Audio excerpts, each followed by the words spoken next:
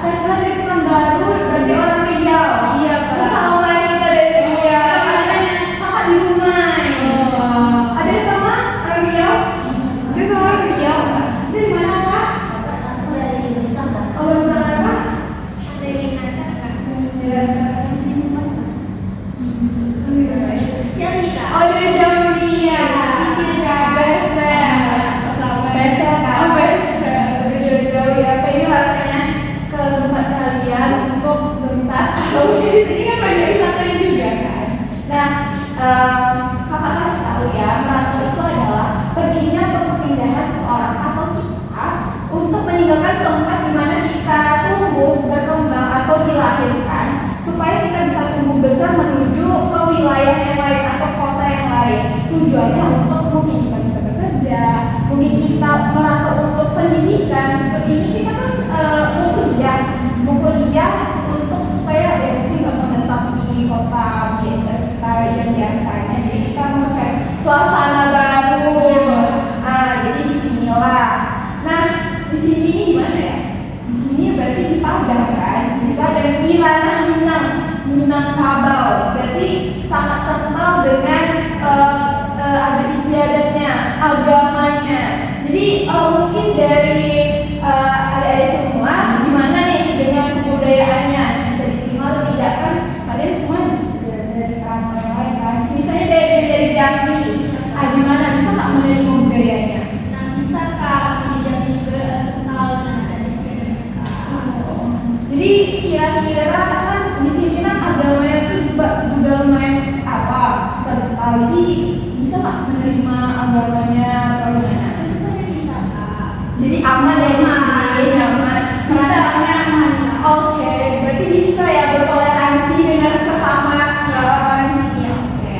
Dari sini kakak akan memberikan tips untuk membantu kita dalam merantau. Yang pertama persiapkan diri secara matang, termasuk secara fisik, mental, dan kemampuan kita. Pastikan kita juga membawa identitas, dokumen. Jadi jangan tanpa dokumen atau tanpa KTP, SIM atau kayak nomor WA itu sangat perlu sebagai perantau karena kita merantau dari jauh ke tempat yang kita tuju untuk melakukan sesuatu yang tujuan kita dari awal. Nah, kalau misalnya kita tidak ada identitas, semisal kita nggak tahu kan kita sakit atau apa, orang lain nggak tahu siapa namanya dia, dari mana dia.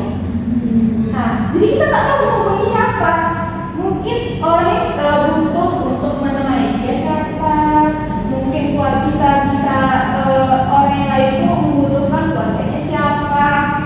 Uang dari mana? Ya kan? Itu harus dipikirkan.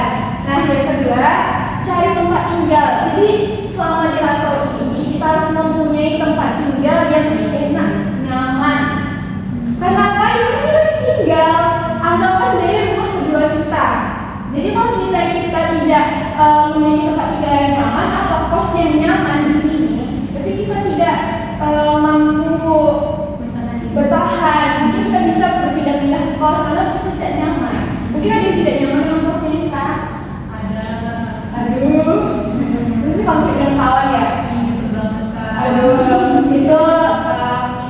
Itu ya kita mengalir saja ya. Selanjutnya itu ada kita harus menjaga keamanan diri itu yang pertama dengan cara apa? Pakai sopan. Boleh kita keluar nggak pakai hijab boleh nggak Kak kita keluar pakai celana pendek boleh. Tapi yakin nggak? Kalian yakin nggak? Semisalnya kalian ada berpikir nanti jangan jadi nanti aku foto dia punya kita belum berani. Berarti jangan lakukan hal itu. Kalau bisa ya udah pakai yang tertutup, pakai jilbab kan itu sopan. Jadi kan